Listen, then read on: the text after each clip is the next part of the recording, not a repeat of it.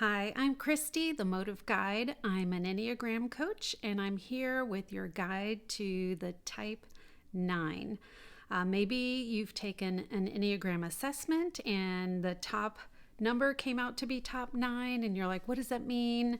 Or you know for sure you're a Type 9 and you just want to learn more about your type. Or maybe you have a friend or a family member and they've said, I'm a Type 9. And you're like, what on earth is that? Well, this is a guide to or an overview of the Enneagram Type 9. Now, with all these videos that I do, I like to talk about the different names for the Type 9. And the top names for the Type 9 are the Peacemaker, the Mediator.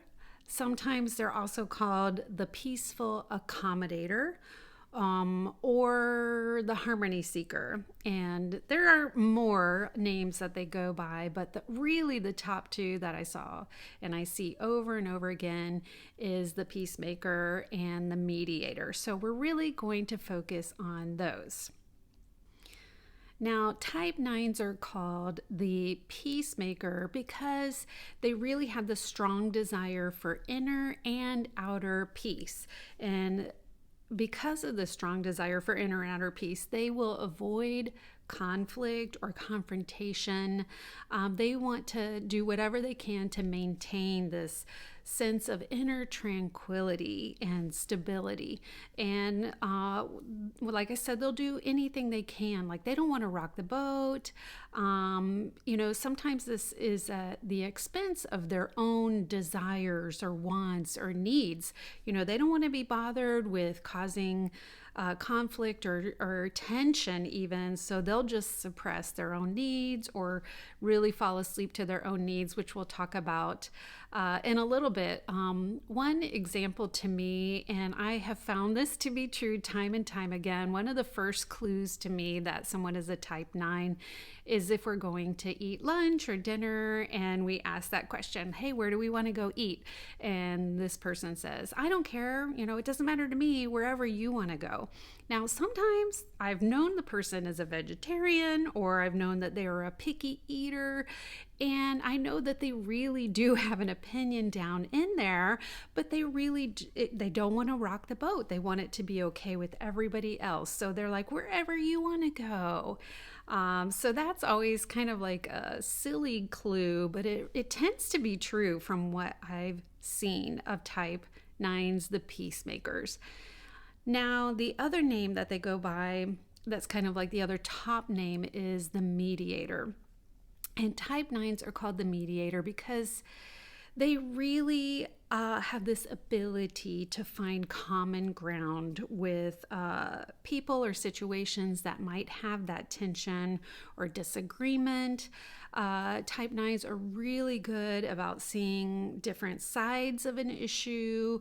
In fact, Type 9s can actually have a hard time discovering they are a Type 9 because they can identify with all the different 9 types of the Enneagram. And because sometimes they've really gotten good at suppressing or falling asleep or not knowing their own needs or wants or even their motivators, because of that and this desire to keep the peace and just mediate with everybody and see all the different sides, all of that can contribute to them having a really hard time deciding and figuring out that they are a Type 9. But they do have this natural ability to bring people together, to not only keep and minimize conflict in their own lives, but to help other people do that as well, which is definitely a great asset. So whenever you're trying to discover your own type, or if you're trying to just learn more about the different types of the Enneagram, you always want to go back to the core or basic motivations. And when we talk about that, we're talking about the basic fear, the basic desire, the core weakness or vice. And I like to also include the core longing, which is like the message that type wants to hear. Now, for the type 9, the core or the basic fear is they fear conflict. We've talked about this a little bit already. They fear conflict, tension, discord. They also really fear losing connection with others. And I can kind of see how that naturally goes hand in hand, but it is different, that there's one thing to fear tension and discord, but then they also fear losing connection. They want to be connected with others. They also fear being or feeling shut out or overlooked. And the weird thing about that is because type 9s will do anything a lot of times to keep the peace. They minimize themselves, and it's almost like they're training other people to overlook them. So it kind of can get complicated when you're trying to unravel that and grow. The core or the basic desire of the type 9 is to have inner stability and peace of mind. So, like we've been talking about, they avoid conflict, they avoid rocking the boat, they avoid all those things so they can maintain that inner sense of tranquility. I've heard it said, they go along to get along. Also, they just tend to feel like, I just don't want to be bothered. I'd rather, sit on my couch with a cozy, comfy blanket and just, have that inner and outer peace. So that's what they tend to desire. The weakness or the vice for the type 9 is called sloth. And right away we think sloth, slow, lazy, but most of the type 9s that I know are not lazy at all. But this sloth is really referring to that tendency to kind of fall asleep to their own passions, desires, and needs. And when they do that, they tend to merge with other people. Like I mentioned, they'll go along to get along. I'm just going to do whatever the boss wants or whatever my family wants, whatever someone else wants. And they can live in that state for a long time without really even thinking about, well, what do I really want deep down inside? The sloth kind of talks about their sense of really wanting to remain in idealistic world and just pretend like everything's going on great. This is a great place, things are fine, and they tend to kind of smooth over things that could be or probably are a problem, and they do that just to keep that peace. Now, they also like to remain in this easygoing state and not be disturbed by anger. And the reason why I wanted to bring that up is because type 9s are in the gut or instinctual triad, which are types 8, 9, and 1. And those three types have a real struggle with anger. Now, the thing about the type 9 is they tend to fall asleep to that anger, and it can be like a dormant volcano, right? The anger is really deep down, pushed down deep into the earth. And what happens to a volcano? Eventually, when it's under enough pressure, it will erupt, and they'll have a volcano moment. Or another thing that type 9s can struggle with is almost like a vault of a volcano, that outlet that releases steam or a little bit lava. They can really be passive aggressive, and you think everything's fine, and they want you to think everything's fine, and they want to feel fine, but oozing out or leaking out the side is some passive aggressiveness. And that's because they're trying to or they're falling asleep to that anger. They're just pushing it down, and they can't help. It's either going to erupt or it's going to come oozing out somewhere. Now, the message that a type 9 really longs to hear is your presence matters. And I love this message. And I'm a type 2, but I really feel this one with the type 9s. Your presence matters. And it kind of goes back to that fear that I was talking about earlier. Because they don't want to rock the boat, they almost can train people to minimize their seat at the table or their voice. And type 9s really need encouragement from other people and letting them know, hey, you are a valued member here at our table, at our group, in our family, whatever it is, what the relationship that you have with the type 9.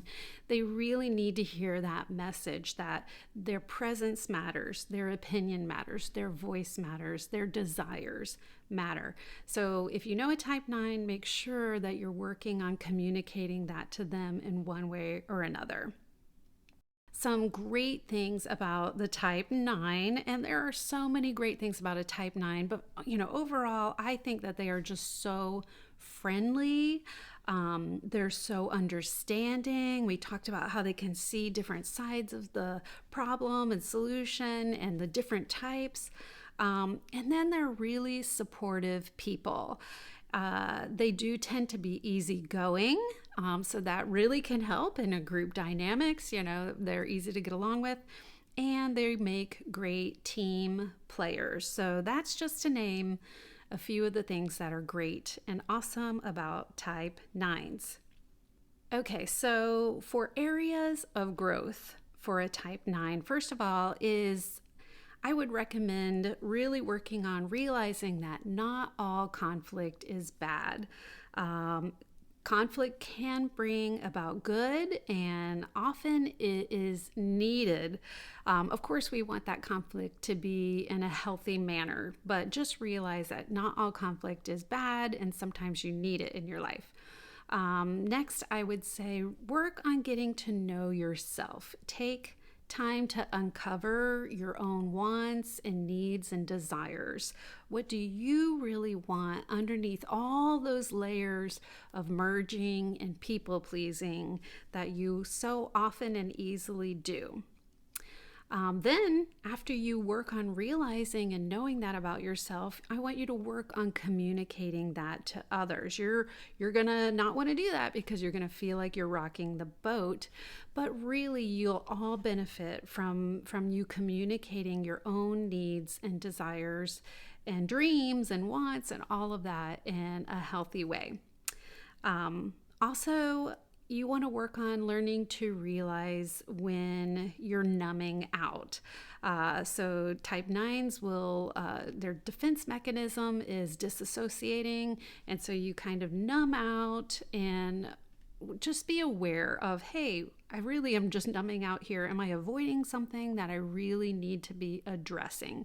And often it is going to be some type of conflict or something that you think might be conflict, but it's an area that would probably be good for you to address. So watch out for that numbing out. Then also recognize that deep frustration within you, which is that anger. And you want to learn to express it more quickly and not just, push it down and then have a volcano moment. So, of course, these are just some quick things for you to think about and to work on growing with. And I love to work with type 9s in my coaching sessions, and we work on these things, and I help with accountability and growing in those different areas. I hope this little video has helped you get to know the type 9 better. And of course, if you'd like to work on those areas of growth, I would love to do some sessions with you. I do a deep dive, which is 5 sessions of getting to know your type better. We talk about your strengths, your weaknesses. We uncover blind spots. We look at your levels of health and your paths of growth and stress, all of those things to help you grow to your healthiest level. So that might be something that you're ready to take the next step in. You also might be listening to this video and go, type 9s are pretty interesting people, and I know that I'm not one of them. but you're not sure what type you are. Or as a type 9, you might just be like, I really just don't know. Well, I would love to do a typing session with you where in this 1 hour session, we dive into your top types on your assessment and we talk about the core motivations a lot, all in the purpose of uncovering your main type, and then you can grow from there. So maybe you'd like to do a typing session with me. I mentioned the free assessment. It is a quick assessment that is on my website, themotiveguide.com. It's just a simple way to get you started in the right direction of growth with the Enneagram. You can also find out more information about workshops that I do and different types of coaching. So I hope that you have learned about the type 9, and until next time, thanks for watching.